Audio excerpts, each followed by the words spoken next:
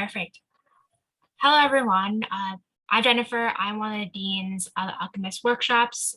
Here we have David, who is a hobbyist carpenter who loves to make anything out of wood. Jackie also has a product made from him as well, and he's here to teach you about the techniques and best practices of creating a resin table. So welcome, David. Go for it. Okay, thank you for introduction. And hello, everyone.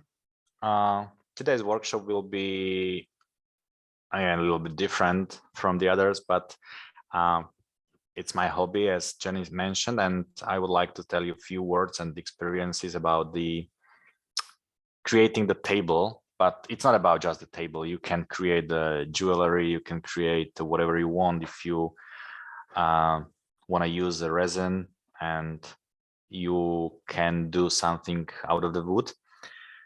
And I was doing one project 2 years ago, and I got some experiences, and I think it's very usable for many people because I spend a lot of time just only by reading and learning what to do, what not to do, and where to buy and where to get and what to get, so I want to share some, let's say, process steps, and I would be very happy if you ask whatever you want, and if I'm able to answer your questions, I will try. Okay, so what we will be discussing today. So we will be talking about creating the table.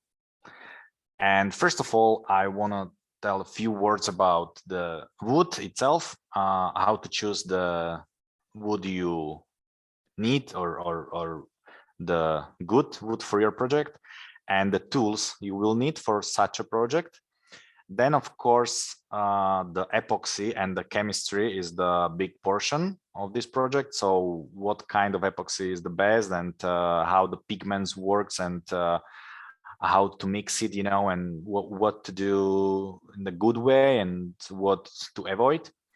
Then it's maybe the most important part in the whole project, and it's the casting of the resin and the preparation and all the stuff when this resin need to work together with wood. So this is maybe the most important part. And after you cast your resin into some bucket or pool, you need to somehow take it out and finish it, some kind of detailing or post-production until you got the final product, final table. And of course, the very last step, it's the table legs. It's not very, let's say, or maybe someone would say it's not very important. It's no matter what legs you will choose, but I can show you the examples, and we can tell what you need to have in mind before starting the project if we are talking about the legs. So we can start with the first slide, and it's about the wood itself. So we need to decide what we are going to do. If you are going to do something, what, for example, I'm talking right now, like a table, you need to know what tools you will need and what can be the difficulty you can handle. What I'm talking about. For example, this is the result what we will get into, and as you can see, this is the table which is from one piece of wood, and it's let's say mixed with the resin, and I decided go like something like ocean, ocean relief and coast with some animals and some sand and some rocks, and it is transparent, so it's not the solid color, and all of this is, let's say, in the difficulty ranking, it's more difficult than the other river tables, how it's called, but someone can for example, this was my wood in the beginning. It was the one piece of wood, solid wood from the, I can find the name of the tree in the English. Similar wood like oak, but not oak. I will try to find the tree name in process. Okay, but someone can decide, for example, for the table consisting of many, let's say, woods, not from the one piece or from the you know one big tree, or maybe someone can take several smaller pieces and put them together and only cast the resin between these woods. And it's much more easier because if you have a wood in the outside of the table, let's say on the sides of the table, your finishing is very simple. You only take your saw blade and you will do the straight line and you will finish, let's say, edge of the table. But in case like my table was, if you decide to go with the edge where you got the empty space, or how to call it, so you need to take care about the resin on the edge, and every detail is very crucial because you cannot make some holes, you cannot make any crackling, you cannot make any any mistakes. So it's a little bit difficult. So it's up to you what you decide to go. And as you can see, for example, I decided to choose a table with or wood with the small hole in the beginning, but this hole was let's say sickness on the tree, so this wood was not very hard, or the integrity of the wood was not perfect, so I need to take it out with some tools. And of course the hole was still bigger and bigger and bigger. And when I saw this crackling, as you can see in the picture, I decided to take as much wood as possible to get out of it. And at the end, my hole in the middle enlarged for such dimensions.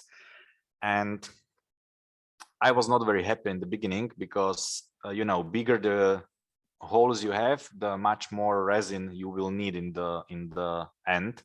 And the resin is very expensive part of your project. For example, for my table, I used 27 kilograms of resin.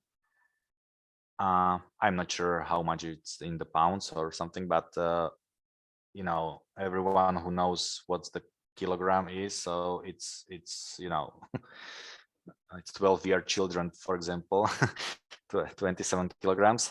And 1 kilogram of resin costs something about 40 euros, I think. So only resin costs about 1,000 euro if you decide to go for such a project. So it's not that cheap, I have to say. And these are the projects, for example, what I was talking before. So the people are creating different projects. For example, this is very easy. If for example, this is a walnut wood, and someone have a one piece, for example, cut it in the middle, and one side of this plank is on the left side, one is in the right side, and the middle is the resin. So the finishing of these borders is very simple because you only cut it with your saw and you are done. Also in this middle picture, this one is a little bit, let's say, harder because these cracklings are mostly done with the electric voltage when you first moisture the surface of this wood, and then you put the high voltage into this wood, and it will crack the wood, and then you will somehow cast the resin. So there's a lot of projects you can find on the internet, just for the imagination. Okay, and the tools, what I was using, and probably everyone who is doing the tables are using such a table. So definitely you will need the saw with the with the rail for the clean straight cuts.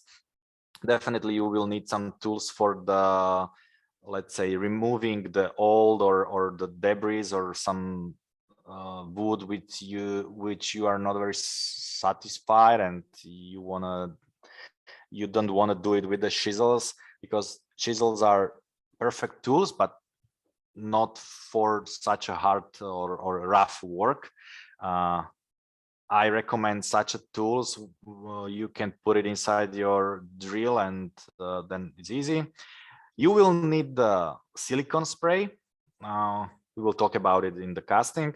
You will definitely need some bucket with the mix or blender. These buckets should be, if possible, transparent to see what's inside. I mean the colors and the bubbles. We will talk later. Then, very important thing is the heat gun to deal with bubbles. And of course, you will need the sander, and you got several options what kind of sander, but the recommend is to use the centrifugal sander, because this centrifugal sander didn't leave the marks, or how to call it, in the surface of the wood. So when you take this straight sander, or I don't know how it's called, you know, with the square button, when you are using it's tend to leave the straight lines out of the sand, so it's not very good. This centrifugal is perfect because it's vibrating in the one axis, and also it's rotating, so it's doing a good job. And of course, sandpapers from the grid of 40 till, I don't know, 3000. I was using grid with the 6000 grid to have a totally perfect surface and shiny. And after sanding, you will need the oil or the wax for your detailing and protecting the wood and the resin from the top. Okay, so this is about the wood and the tools. Next step is the epoxy resin and how to choose your epoxy. So maybe I don't have an exact advice for you how to choose it, because there's a lot of resin in the market. So it's up to you probably which resin you will take. But there are several, let's say, preconditions what you need to bear in mind. First of all, some kind of resin is not suitable for the contact with food. So if you are creating something what will be in contact with food, like a dining table or the cutting board or anything, definitely find this resin with the certificate to contact with food. And next very important attribute for the resin is thickness of one layer, which you can cast in the one session or one pour, you know, because some of the resin can only be thick, I don't know, 1 inch or 2 centimeters, because higher, or if you have a more thick layers, it will not harden appropriately, because okay, we will talk about it during the casting and so on, but this is important to know what you will be doing. If you are doing something like a jewelry, when there are small thicknesses, it's not problem. But the problem is if you want to cast, I don't know, 5 centimeters thick layers and in one session. And maybe the last attribute of the resin is if you want it transparent, or if you want to mix it with the pigments which will leave the solid color of your resin, because some of the resins are very clear after hardening, but they can be cast only in the very thin layers, like 1 inch maximum. But other resins can be cast in, I don't know, 2 inches or 3 inches layers, but they are not very transparent because they are some kind of yellowish or something like that. And it's not problem if you mix it with the pigments and you got the solid color. So absolute no problem. So it's up to you what you decide to go. And we can, of course, talk about it during the cast. So I was using transparent and I was using resin for art. It means for the, making jewelries and so on. And I was forced to cast it in the 2 layers. So we will show later. So maybe this was a good decision, maybe not. I will tell you what was the advantage and disadvantage during my project. Okay, and the pigments. There are a lot of pigments, again, on the market. Some of them are on the oil basis. This is definitely not good. So don't buy the oil pigments because it's not working with the epoxy in the good manner. For example, this is my resin. It's from the Slovak manufacturer, so I'm not sure if it's helpful for you, but just for imagination, it was, maybe I need to mention also some fact, maybe some of you don't know how it works. Always it's in the 2 bottles. One is the resin itself and one is the hardener. And you need to mix these 2 parts together always. And after mixing, they start to react and start to harden. Some of them are mixing in the ratio 1:1. Some of them are mixing the ratio 1:2. So it depends on the manufacturer. So and every epoxy has a different reaction with these pigments. And definitely none of them is reacting good with the acrylic pigments or the oil pigments. But many of them, or almost every resin, is good with the alcohol pigments. It means alcohol is always in some kind of small bottles, and you can put only few juice into very big amount, and you have the color tint in your resin. Or you have the powder, or how it's called in English. So the powder is very good also with the resin. And for example, this is powder what I got. But the difference between powders, I'm not sure if you can see it. The difference between powders and these alcohol pigments is that alcohol is used for the transparent usage. It means, for example, this was my case when I was trying to get a similar color like ocean, so I don't want the solid color, I want the transparent ocean, of course, water. And as you can see, I got the bucket with such amount of resin and only 2 juice, and you got something like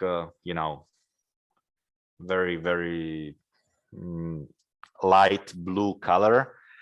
And this was just for imagination. But instead, if you want solid colors, something like in the jewelries, you can see in the some of the tables that everything is solid. So definitely use the powder, because only small amount of powder is totally perfect for non-transparent and solid color, and it's very nice. And you can find metallic, you can find fluorescent, so it will absorb light during the day, and in the evening and night it start to glow. So you can do very interesting things with these pigments. So this was about the epoxy and the pigments. And this is most important and very funny part. Pull time. So you need to create pool because your wood or your table need to be somehow cast, and you need to create borders where the resin can go and cannot. Now it is time for the silicone spray, or as you can see, I used some kind of duct tape, or maybe not duct tape, but some kind of special tape, because after casting, this resin is reacting with everything, you know, with wood, but also with your pool. So you need to take it out after hardening. So this silicone spray helps a lot. So when you create such a pool, you can spray it everywhere, and then put the wood inside and then cast the resin. Or you can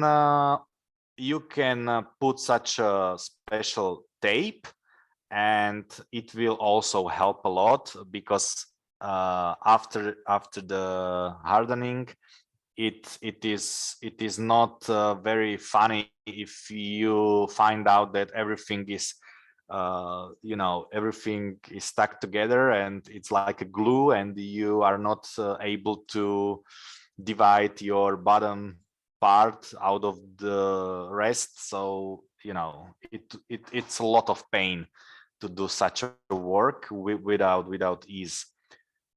So my process was, first I ordered such a furniture, you know, white I don't know how to call it, you know, desks for the, it's used just for the simple furnitures at home. Then I was trying to make a similar ocean again, I can't find a word, you know, ocean, doesn't matter. And I ordered the sand from the guys who are doing with the fish tanks and so on, mix it in such a bucket with the, you know, with the resin, create this material which looked like very solid and very wet sand.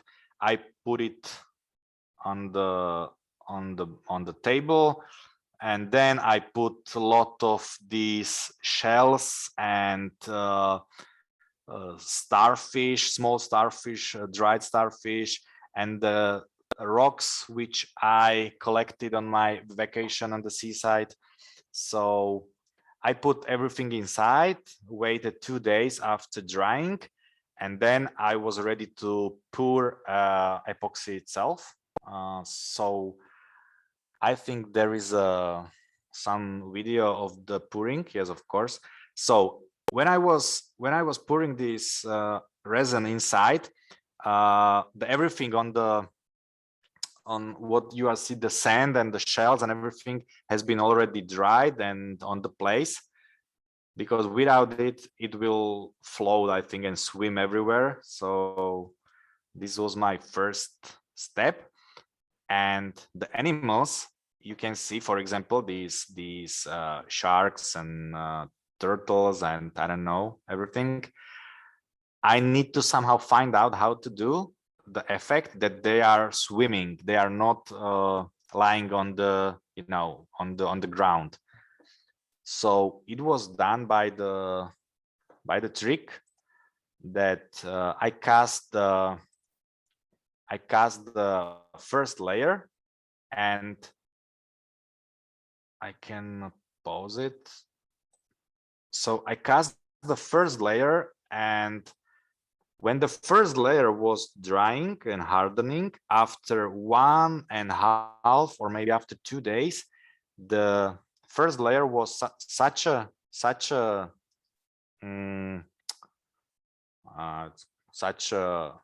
viscosity that I was able to put animals inside without drowning down, but they stay, let's say, like in a honey. It was something like a very, very viscous honey. So this was my trick. And then when I was pouring this second layer, I was just pouring it over them, and they were, you know, stuck in the place, and they see, or they looks like they are swimming, not just sitting on the ground.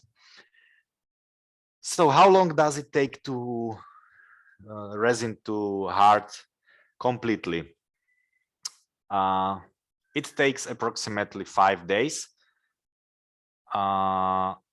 In my case, for example, when I was pouring this, I don't know, 5 centimeters of resin, because after first day it's still like very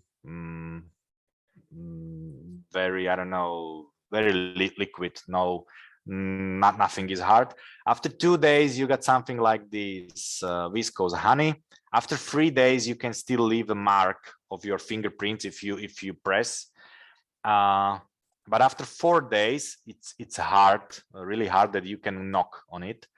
But you know, 5 days you need some 1 day to create definitely something very, very hard, to be able to use a sander and to detail and everything. And maybe I forget to mention that after casting, you can see in this previous video, in these previews, yes, when you cast it, there's a lot of bubbles, what I was talking about. You can see bubbles in the bucket, and my advice is, when you mix or blend your resin with the pigments in the bucket, keep it there for 5 hours, for 6 hours. It will rest, and all bubbles will go up and will pop up on the surface of this liquid. And when you will pouring this resin into this pool, you will have only few bubbles, but you will still get a lot of them. And that's why you need this heat gun.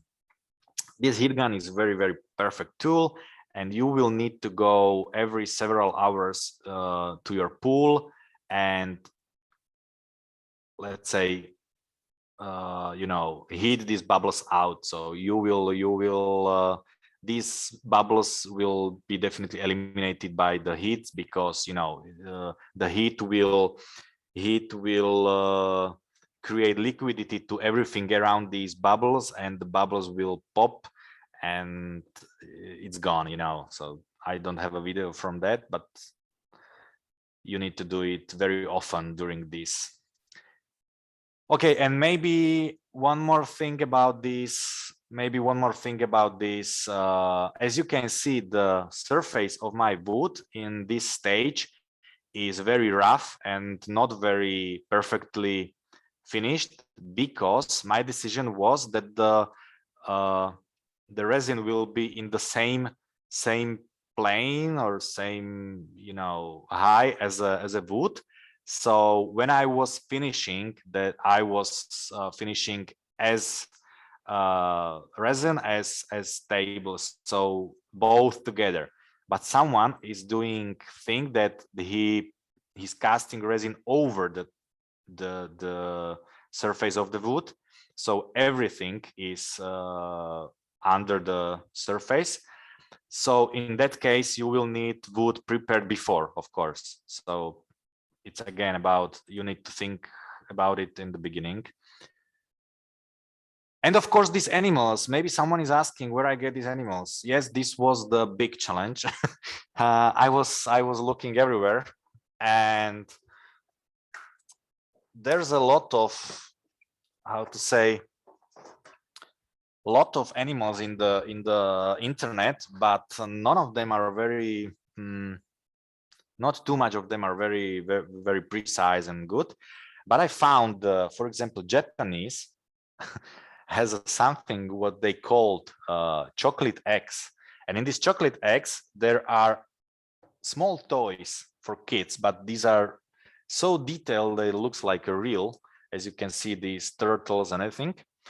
And I also find one let's say shark box coming from Japan, from the eBay, and they sold many fish. And for example, they are stealing the original, but these are sharks, great white sharks. It's very small. This is the hammerhead shark, or how it's called. So a lot of animals are there, and you need to find. And if you find appropriate animals, it's look amazing in this table. So try in the eBay, try the Japanese choco egg or something like that, and they have nice animals. Okay, and then the sanding. Sanding is not most important, but sanding is very time consuming and not a very popular action, because you need to sand a lot. Your hand will be shaking after several hours of sanding. You will need wear the mask, because when you sand the resin, there's a lot of dust from this resin, and don't forget, it's still chemicals. It's not a nature dust or something. So I don't know what is nature dust, but you know what I'm talking about. So you don't want it in your lungs and breathe and inside your body. So always wear a mask where possible. And as you can see, this was, I think, my table after first round of sanding. And what does mean first round? The sandpapers are divided by the grit. It means there's some roughness of these sandpapers, and they are marked with the numbers like a 40. It's, I think, the most rough is the 40. So it's for very, very rough sand. Then it's the 60, 80, 120, and you go up, and till the, I don't know, 6,000 is probably the top where you are sending absolutely minimalistic scratches and everything is absolutely shiny. But this was after my first grit, P40. So you can see there is nothing transparent. It's absolutely rough. So don't worry, it will be better. So this was after, I need to tell you before. So this table was sending after grid P600. So I thought, because this was my first table, I thought that this is enough, because as you can see, I put the oil and I was trying what it will do when I put the oil, and if it works under such a let's say grid P600. As you can see, it was visible because the oil filled the gaps and scratches and micro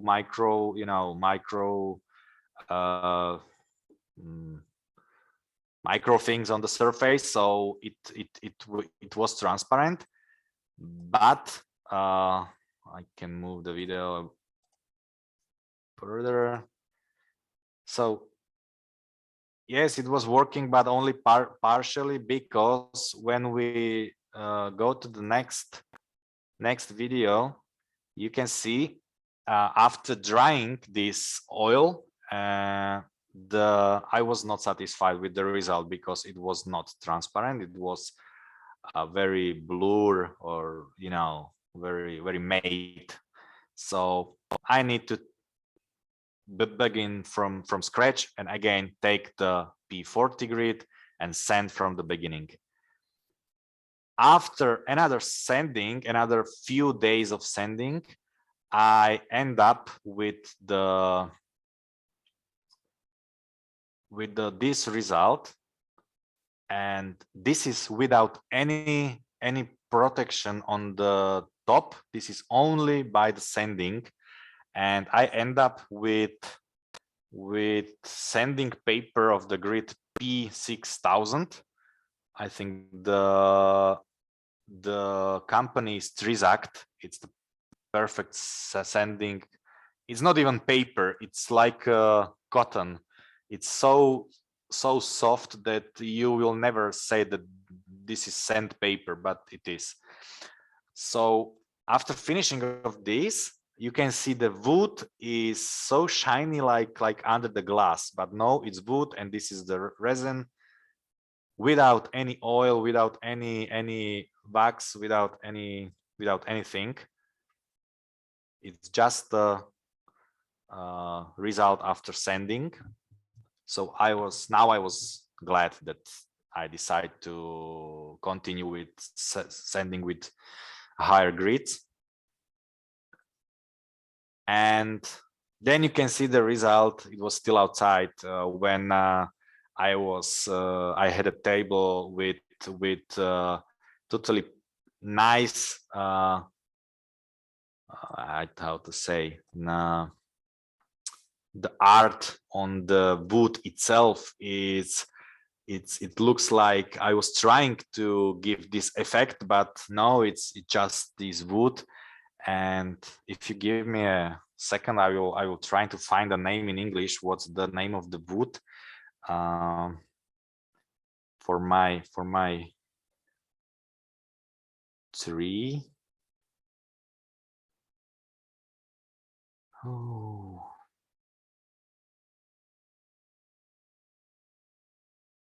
Okay, it's ash. Yeah, ash is the tree what I was using. So it's very hard wood, like oak, similar, something like a walnut, American walnut, and so. And I don't recommend soft wood like the maple and so on, because it's not very suitable for table, because anything what you drop on the table will leave a mark. So you don't want to end with this. And the oils and waxes I'm using for the finishing is ODs.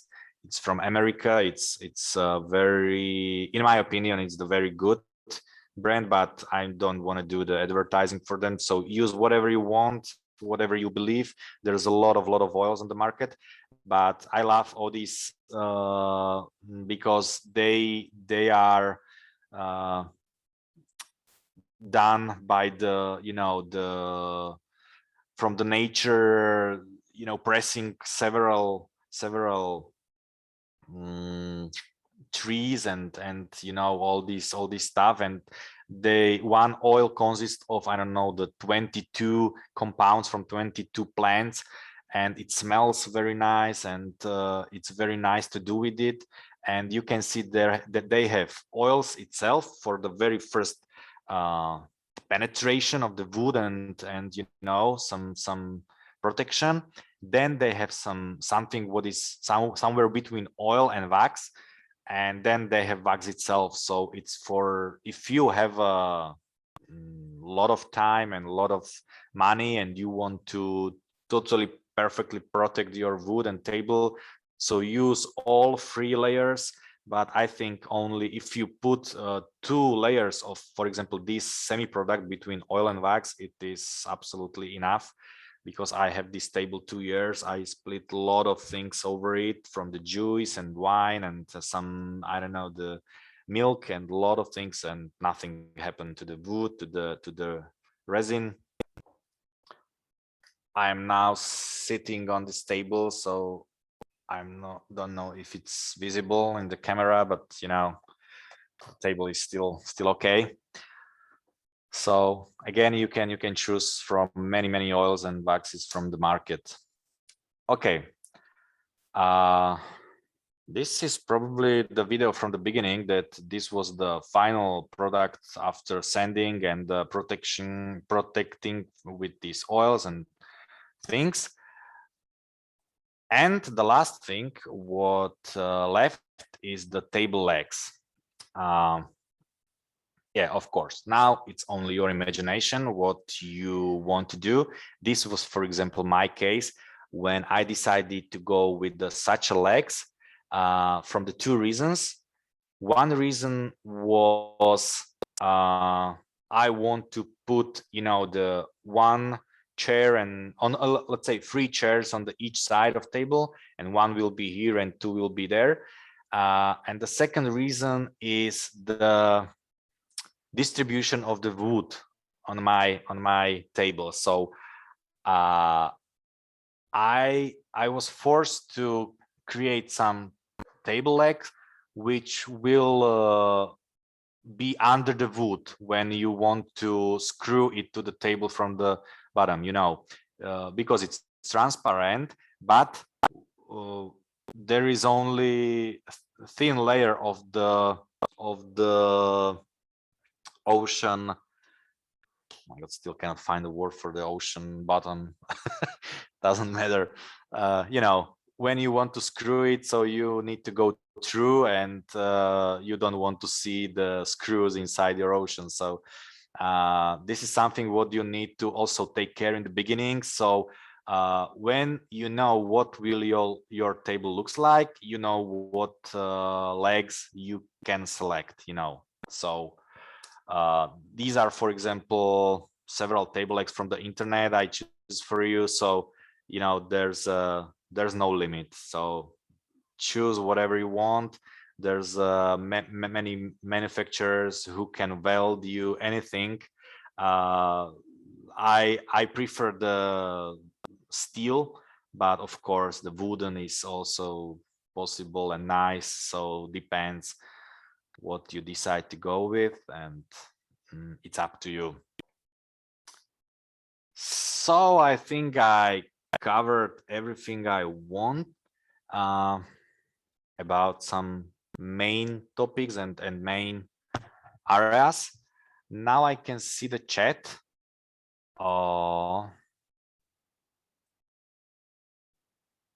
If anyone is asking anything, because I wasn't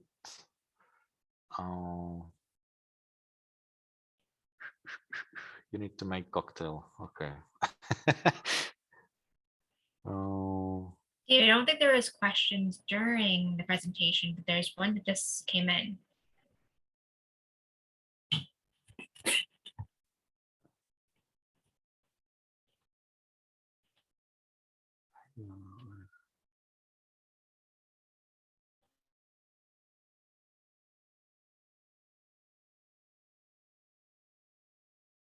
Is the surface of the table different to the touch?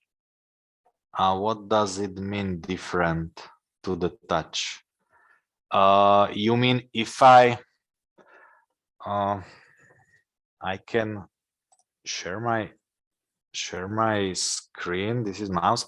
For example, if I go with the finger from the resin to the wood, you cannot see any jump or anything. It's absolutely, it's the same level. Or I don't know what you are asking. This is very soft, very nice, smooth moving. So, when I was using tables and phones on the table, it's sitting there. So not sure if this was your answer. Do you need to maintain? After 2 years, I had no maintenance to this table. If you are asking if I need to, I don't know, to use oil again or something, but of course there are some small scratches because I have 2 small children, and of course they were sometimes hitting table with something. So yes, there are some small scratches, and if I want to maintain, I am afraid it will be probably sending again from grid, I don't know, 400 and go up till this 6,000 and then oil it again. So, but it's not too much work. I think it's a 1-day maintenance, but after 2 years, it's still perfect. I think good enough to take care. Awesome, perfect. Also, Mark asked a question about what type of wood. Yes, this is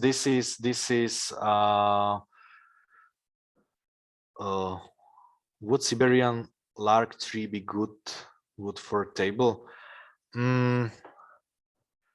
Maybe not sure in English what is Siberian lark tree, but there is a ranking of the wood harden, or I don't know how to call it.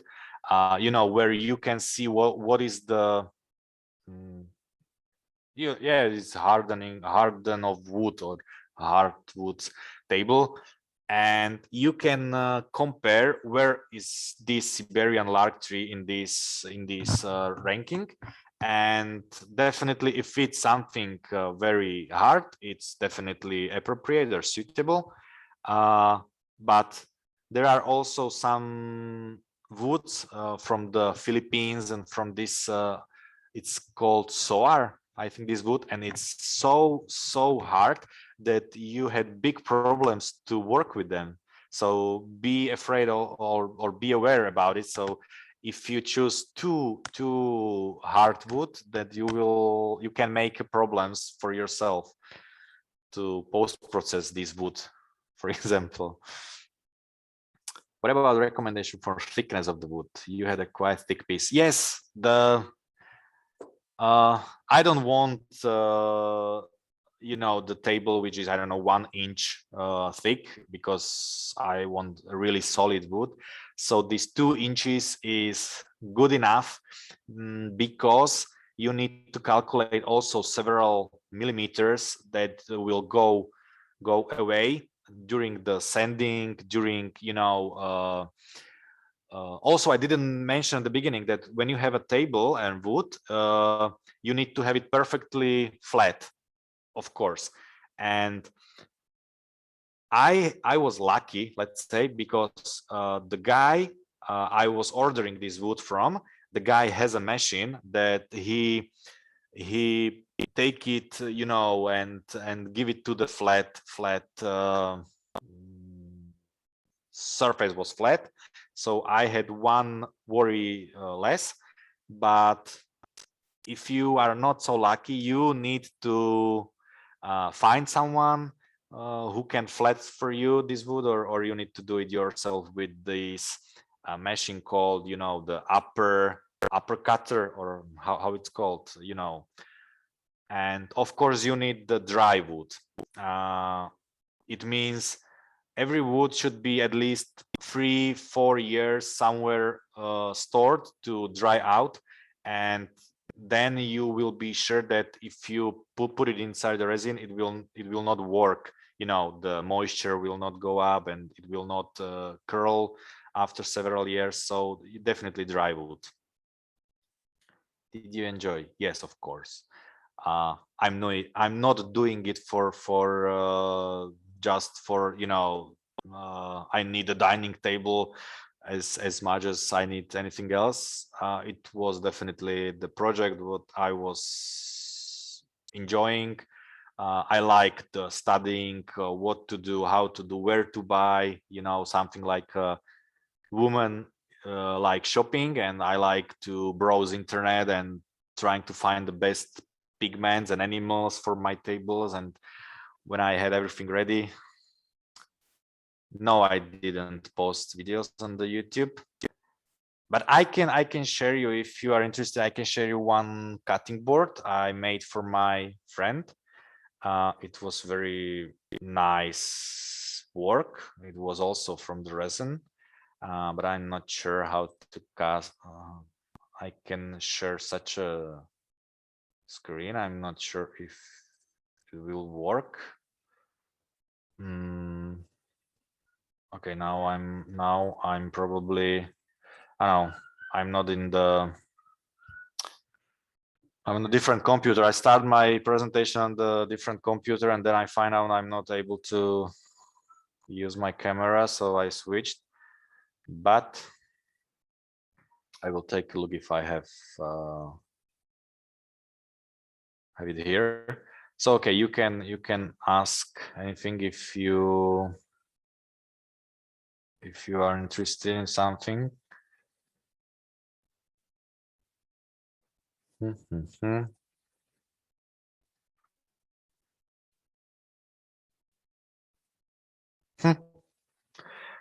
Okay, cannot find the picture. I can share to the, oh, not for everyone, to Discord. I don't know where to share.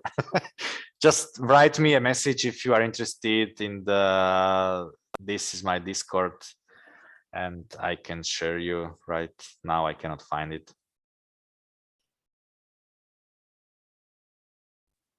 Wonderful. Another question from Mark as well. How long was a project? How long project was it for you? Like, I think he's talking about time. Oh yeah, good question. The first time I was it doesn't matter if I count also the looking for the good wood and everything, but yes, I was looking the good wood, for example, 2 weeks. After 2 weeks I found the wood, then I order it, so it take, I don't know, 1 week to came. Then when I have a wood, when I had the wood, I start to read and you know, find all possible information on the internet, what resin I will need, what pigments, and how to cast it, and you know, all the materials. Then I went to holiday, I collect some the rocks, you know, then I was ordering the animals and everything. So maybe 2 months I did nothing and I had still the wood in my yard. And then after 2 months I start working, so I start to you know, create this hole inside the wood and to prepare wood.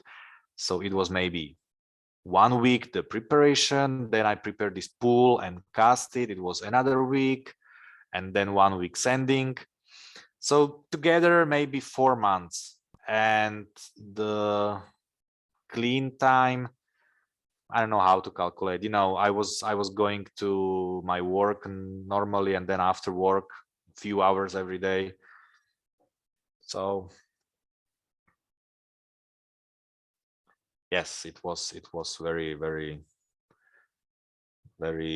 let's say, time consuming, but something like a relax. You know, small children, and during this, my wife was pregnant, so we had 1 boy and a second on the way. So this was my kind of relax.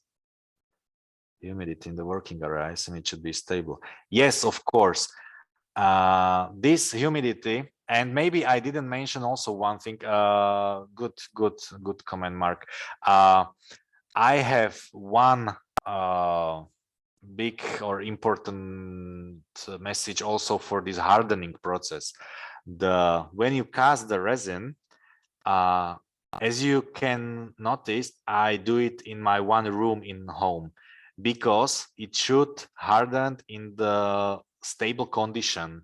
This hardening, it cannot harden, I don't know, in the day in the 30 degrees Celsius and in the night in the 15 degrees, because the different temperatures during hardening can cause like a spider web inside this resin. It will do some you know, some notches, or I don't know how to call it. So it's not good, and you need to create stable temperature. And this process is exothermic during this hardening of the resin. And this exothermic is releasing the heat, and it's more hot and hot over time. And that's why it's not recommended for many resins to cast very thick layers, because it can produce so much heat that it will shrink and do the messy thing with your resin and you don't want it, someone is doing some let's say features or gadgets that they are cooling the table from the bottom by the PC fans and all the stuff. But buy the good resin, which can be cast in thick layers and you will be fine, or cast it in the 2 layers as I did. So it's up to you. But every layer need to dry itself for several days. And this humidity, yes, of course, but this ash wood is very hard, and I had it I don't know, the 2 months I had it outside, not inside, but I had it under the roof, so it was not on the direct rainings and anything, and not the sun and anything, so it was stored in the shadow, and during 2 months it cannot curl or anything, absorb any moisture or humidity, so I was not worried about this. And when I was sanding and everything, I was doing outside in the garage, and you need the good protection and anything, and in this case, when you are sanding, it's already filled with resin, and I think there is no chance to absorb any humidity or moisture. How much did all the materials cost? Yeah, the resin itself, as I mentioned, was 27 kilograms, and 1 kilogram here in Slovakia costs about, I don't know, 40 euros. So it's something about 1,000 euros was resin. Then the pigments, then the wood was about 400. I I was ordering a lot of tools what I kept after this, so I still got these tools. I was buying for the future, so I'm not counting this cost because it will be so much, but I think approximately 1,700 maybe was the cost of all materials. And the tools is additional cost, but I can use it again. So wood is one big portion, and the resin, definitely resin is the biggest, and then the small things like animals and sandpapers and sand to the ocean, and so it's not cheap. Definitely it's not cheap. But if you decide for the table where you will have a lot of wood and only small portion of resin, it can be much more cheaper, so it's up to you.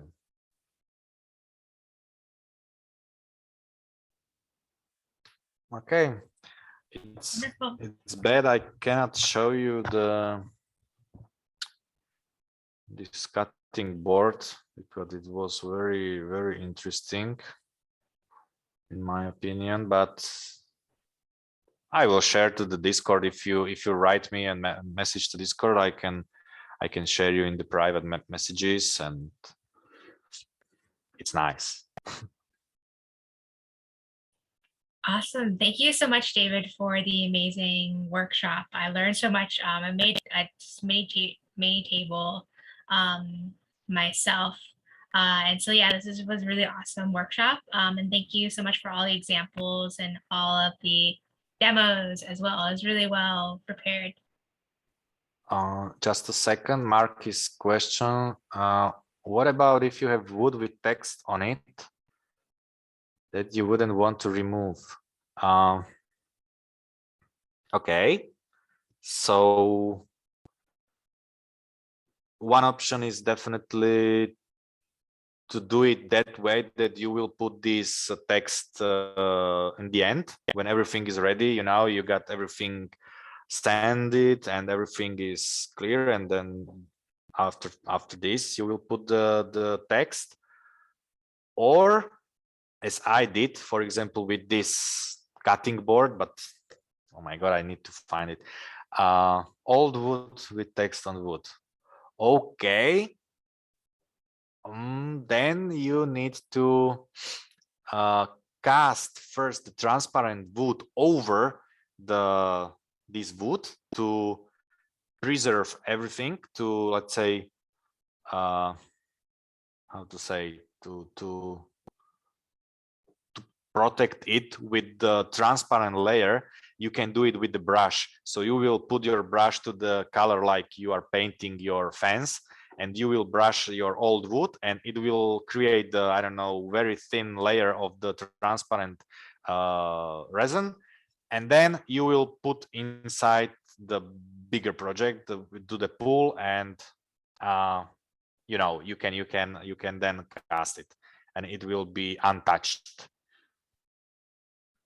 But it depends on the project, you know. I'm not sure what you are talking about, but this is the one solution, for example.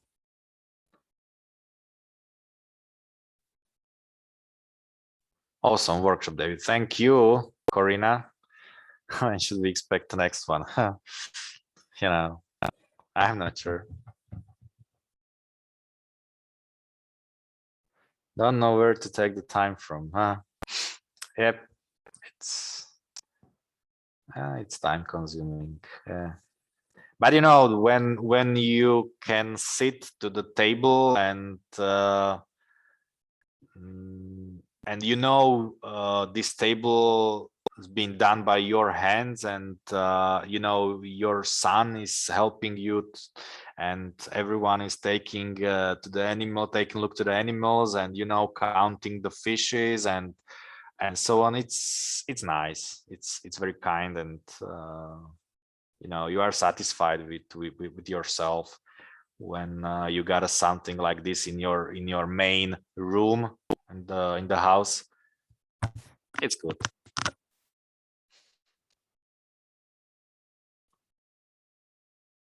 Okay, so thank you all for your interest and attention and questions. And if you have any other questions, or if you want to ask anything later, so you can see my Discord number. So let me know in the messages, and I will be glad to answer. Thank you so much, David, and thank you everyone for attending. Yeah, definitely reach out to David if you have any more questions. But I think we can wrap it up. David, any last comments or words? Well, thank you for opportunity to share my experience, and I am sure I forget for a lot of things, but I think I covered many things, so I enjoyed, and we look forward for any other workshop from you guys, all of you. Thank you. Well, thank you, everyone. Have a great Friday. Thank you for coming on a Friday night, and have a great weekend. Yeah. Thank you too, Jenny.